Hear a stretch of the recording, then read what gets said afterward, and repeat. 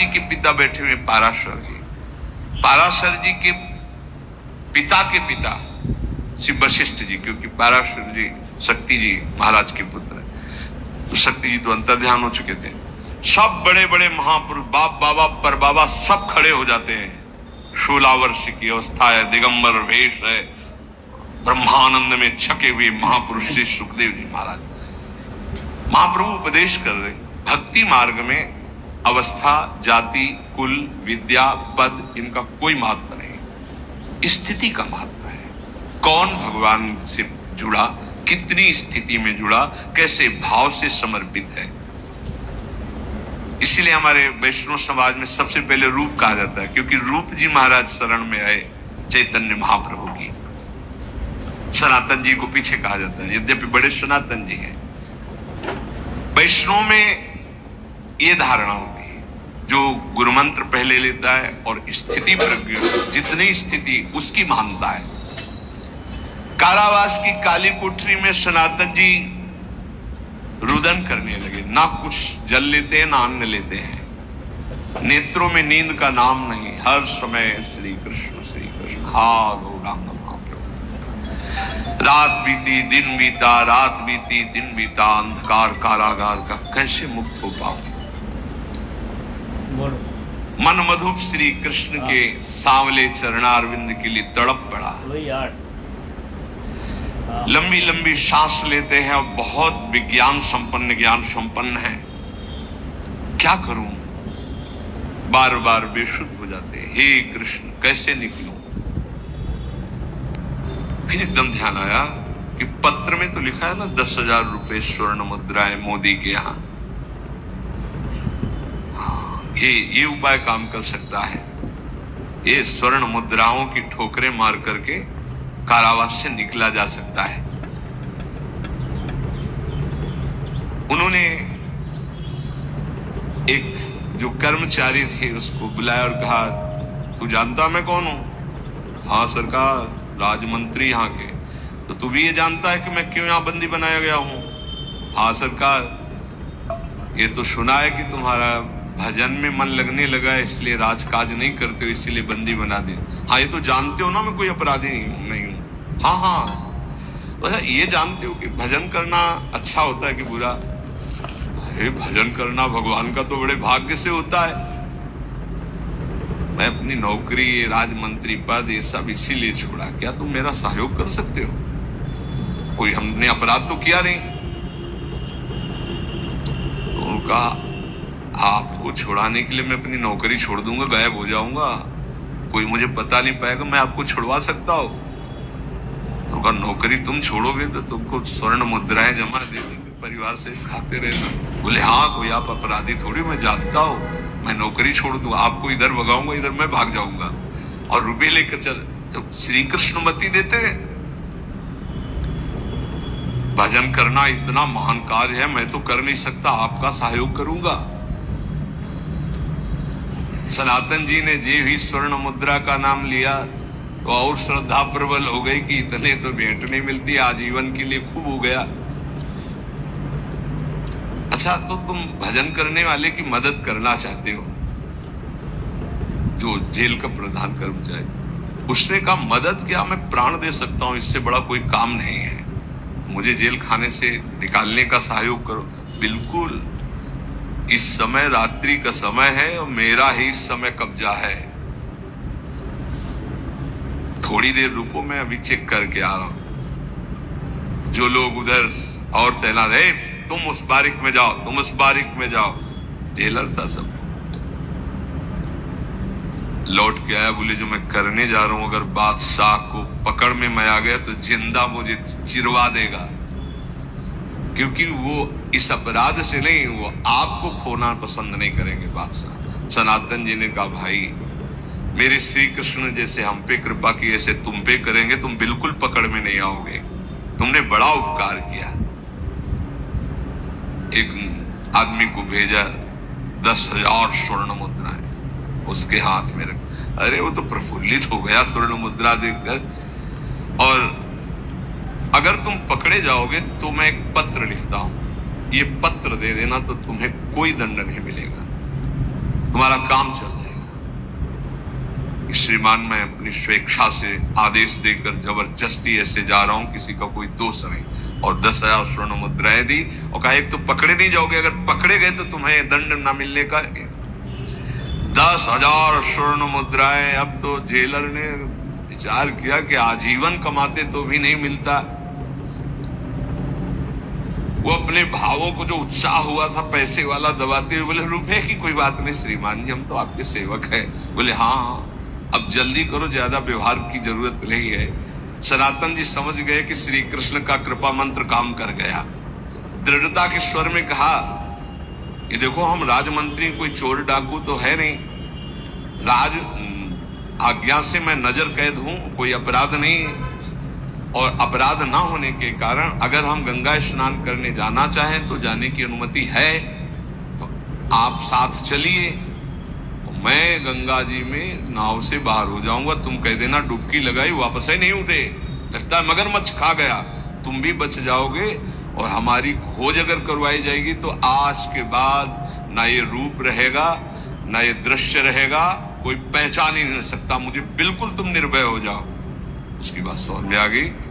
वैसे चाहे कम समझ में आती, स्वर्ण मुद्रा से ज्यादा समझ में आ गई कि पैसे भी मिल रहे, बात भी बल गई। अब अंधकार की रात्रि है, सब पहरेदार इधर उधर कर दिए गए थे। जेलर भरी आवाज से सावधान बोलता हुआ धीरे से पीछे से उनको निकालते हुए आए।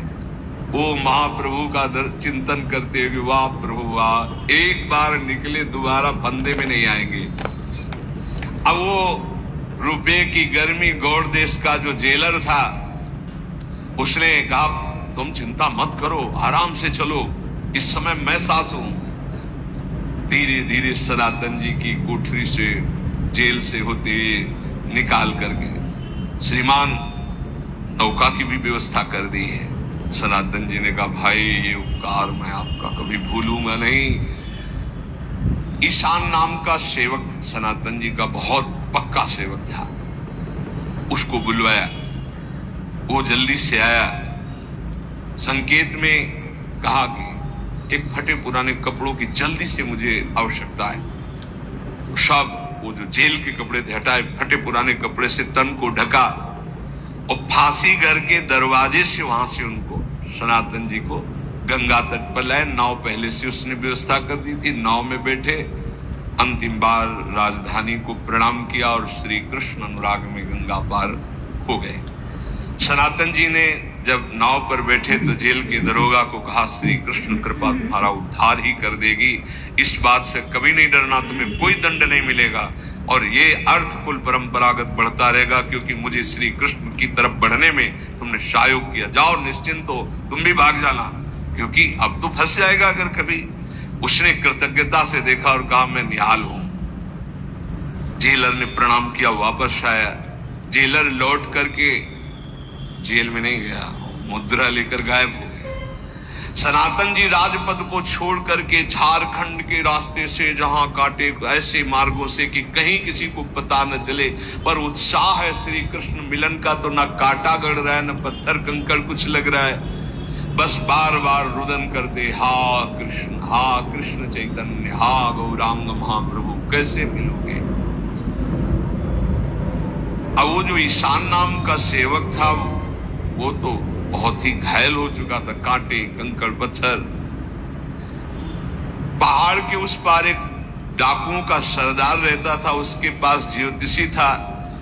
वो ज्योतिषी गणित करके बताता था कि अब इस समय जो पथिकारा उसके पास इतना धन है, लूट लिया। मिलते हैं और विपत्ति तो यहाँ कदम कदम पर स्वागत के लिए होती है, इसीलिए सब डर जाते हैं। डरो नहीं, वो विपत्ति ऐसी आनंददायक होती जो संपत्ति विपत्ति है प्रभु से विमुख होने पर, और सम्मुख होने पर विपत्ति संपत्ति बन जाती है। मोरों का नाम सुनते ही सरदार तैयार हो गया अस्त्र शस्त्र लेकर के। अब सनातन जी जब उधर आए, सरदार नजदीक गया, देखा सनातन जी के रौब को देखकर, क्योंकि राजमंत्री थे, उसने कहा आपको रास्ता नहीं मालूम होगा, मैं आपको पल्ली पार पहुंचा दूं पहाड़ के। तुम कहा देख लीजिए।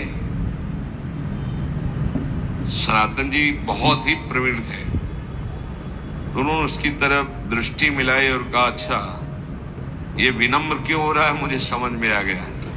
ईशान से कहा, क्यों, तुम्हारे पास कुछ है क्या? तो उन्होंने कहा कि हाँ साहब, ये कुछ अष्ट स्वर्ण मुद्राएं चुरा लाया था अपने घर से, आपको इसलिए नहीं बताया कि आपकी खर्चा में आएगी। तो उन्होंने कहा ये इसीलिए, देव स्वर्ण मुद्राएं दी, ये नहीं।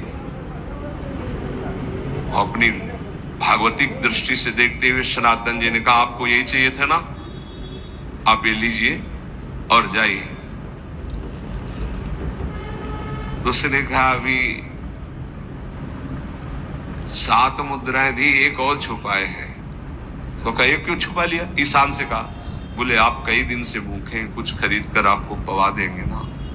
नहीं, इसको दो। और सरदार ने जब, अब तो उन्होंने कहा, तुम्हें पता है मैं कौन हूं? राजमंत्री, पूरे तुम्हारे समुदाय को नष्ट करवा दूंगा अगर अभी आदेश किया तो। नहीं साहब, आप जा सकते हैं, भगवान का बल काम करता है। सरदार ने 4 आदमी साथ दे दिए कि ये इनके पीछे पीछे जाओ और जंगल से बाहर जो रास्ता है वहां तक पहुंचा के आओ। अब वहां से जंगल का रास्ता तो देखो, जो मारने वाले थे वही पार करने वाले बने, पार करवा दिए। सनातन जी आगे रास्ते से, उनको परिचय था, तो हाजीपुर रात्रि में ही अपने बहनोई श्रीकांत के घर गए। ऐसे फटे पुराने कपड़े, पैरों की ये हालत, खाना पीना कुछ नहीं। क्या भगवत मार्ग के पथिकों का जीवन होता है। सच्ची, अगर सच्चाई से इस मार्ग में चलो तो शरीर की परवाह नहीं रहती, प्राणों की परवाह नहीं, भूख प्यास की, मारपीट की, गाली गलौज की परवाह नहीं। एक अद्भुत, तभी तो फकीर कहा जाता है, तभी तो भगवान का मान भागवत कहा जाता है। श्रीकांत जी ने देखा इतना कष्ट, उनका मैं रुकूंगा नहीं, केवल आपको मिला क्योंकि पास ही थे, तो उनका थोड़ा द्रव्य ले लीजिए, आपकी यात्रा में काम आएगा। तो उनका द्रव्य तो नहीं ले सकता। तो उन्होंने कहा कि हम आपको राज रूप में देखा है, इस रूप में मैं बर्दाश्त नहीं। एक भूटानी कंबल उस समय 300 रुपए का मिलता उस समय, तो उनका ये कंबल ले लो। बहुत कहने पर उन्होंने, पर वेश फकीरों का है, वो जो राज दरबार में मुसलमान वेश में रहते तो वही वेश है, ऊपर से भूटानी कंबल। जब कभी रास्ते में भूख लगती तो रोटी मांग लेते। और ये सुना कि महाप्रभु उस समय रूप जी को तो प्रयाग में मिले थे दर्शन करके, फिर काशी, इधर ये काशी भिक्षा करते हुए पहुंचे। महाप्रभु चंद्रशेखर नाम के एक महाभागवत के यहाँ विराजमान थे। जब ये पता महाप्रभु का सहज में पता चल जाता था, क्योंकि वो नाम कीर्तन, वो रूप, वो प्रतिभा, वो यश, तो अपने आप पूरा प्रांत का प्रांत जानता था कि महाप्रभु चैतन्य देव इधर गए, महाप्रभु चैतन्य। इससे उनको ज्यादा परेशानी नहीं हुई। जब पता चला कि काशी में, काशी पहुंचे, वहां पता चला कि चंद्रशेखर नाम के एक महाभागवत के घर में है, तो उनका घर पूछ करके दरवाजे के बाहर बैठ गए। कितना आकर्षण होता है अपने प्रियजनों का। महाप्रभु अंदर ही बैठे, चंद्रशेखर जी से कहा, कोई मेरा आदमी मेरा चिंतन कर रहा है, मिलना चाहता है। देखो दरवाजे के बाहर कोई है क्या, कोई वैष्णव बैठा है क्या, जाओ उसे बुला लाओ। चंद्रशेखर जी गए, लौट के आए, बोले वैष्णव तो नहीं, एक मुसलमान फकीर बैठा हुआ है। प्रभु ने हंस के कहा, वही हमारी आत्मा प्राण है, महावैष्णव है। उनका प्रभु नहीं हो तो मुसलमान फकीर है, ऐसे नहीं, जाओ।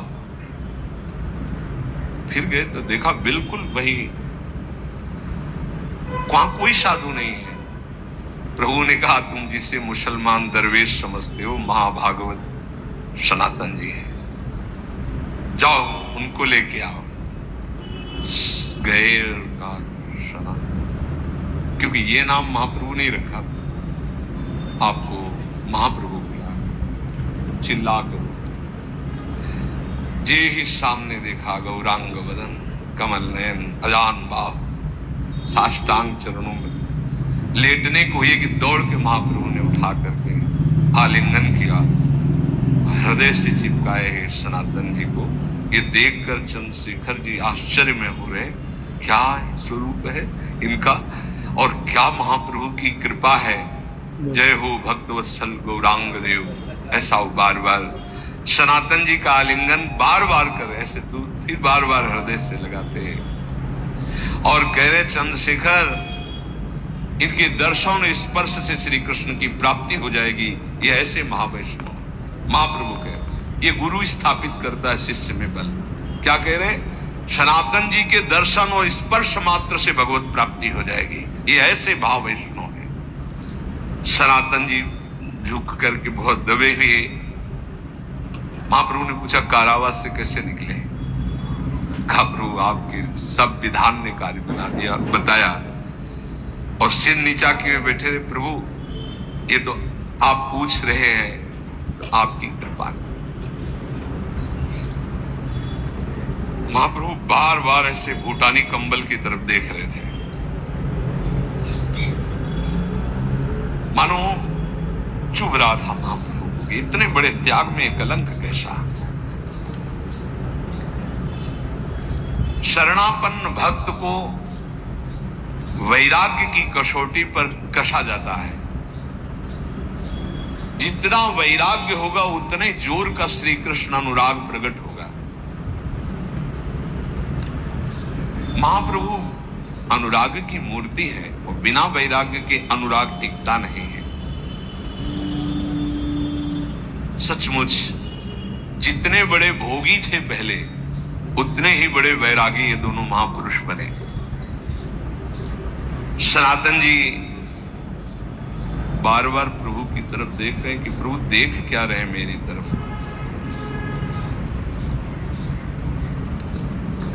भूटानी कंबल को तो नहीं प्रभु देख रहे हैं। बोले प्रभु बस अभी गया अभी आया। काशी के घाट में एक गुदड़ी धो रहे थे संत भगवान, उन प्रणाम किया और कहा एक काम करो कि ये गुदड़ी हमें दे दो जो धोने जा रहे हो। बोले इसको क्या करोगे? तो बोले भूटानी कंबल ले लो ये बदले में। अरे बोले दे दो कंबल का, कंबल भूटानी दिया और गुदड़ी ओढ़ करके जब महाप्रभु के पास आए प्रणाम किया, तब महाप्रभु ने देखा फटी पुरानी गुदड़ी। तब महाप्रभु ने कहा यही सनातन, यही है वैरागी पुरुष को वैराग्य प्रधान जीवन रखना चाहिए। चलो इनका मुंडन करवाओ जो वेशभूषा थी, और इनको वैष्णव तिलक लगाओ और गंगा स्नान करके आज से तुम्हारा जीवन वैराग्यमय जीवन, आजीवन वैराग्य। वृंदावन ऐसे रहे मनोज हर समय के अभाव कर फिर आगे चल जा। श्री राधा वल्लभ लाल। उपासक अपने उपास्य देव में तन मन प्राण सर्वस्व समर्पित कर देता है तो उपास्य देव उससे एक क्षण भी दूर नहीं रहते। यही उपासना का अर्थ है। सदैव अपने इष्ट के समीप रहना उपासना, समीप रहना भाव से तन से। हमारा तन उनकी सेवा में, मन उनके भाव में, वाणी उनके नाम गुण कीर्तन गायन में, श्रवणेन्द्रिय उनके श्रवण गुणों का करना, नाम कीर्तन का करना, नाम जप का श्रवण करना, साक्षात भगवत स्वरूप हो जाता है। जो है वही प्रकाशित हो जाता है। ये भटकना इसी जन्म में सुधर सकता है, पशु पक्षी आदि योनियों में नहीं। इसलिए सावधान होकर के एक एक क्षण, एक एक श्वास, एक एक वृत्ति राधा नाम में लगा दो, खुद परिणाम देख लोगे। श्री कृष्णचंद्र जी को कोई अपनी तपस्या के द्वारा यज्ञ दान वेदाध्ययन तीर्थ स्नान आदि के द्वारा कभी वशीभूत नहीं कर सकता। और निश्चित किया हुआ मूल्य राधा नाम है। जो राधा राधा राधा वो प्रभु को अधीन कर लेता है। कुछ माफी मांगने की जरूरत ही नहीं पड़ती प्रभु से। अनुल्लिख्यानंता नपि तदपराधान मधुपतिर महाप्रेमा विष्टस्तौ परम देयम विंशति तवैकम श्री राधे गृणत ई नामामृत रसम महिम्ना कह सीमाम स्पृशति तो दास्यैक मनसाम।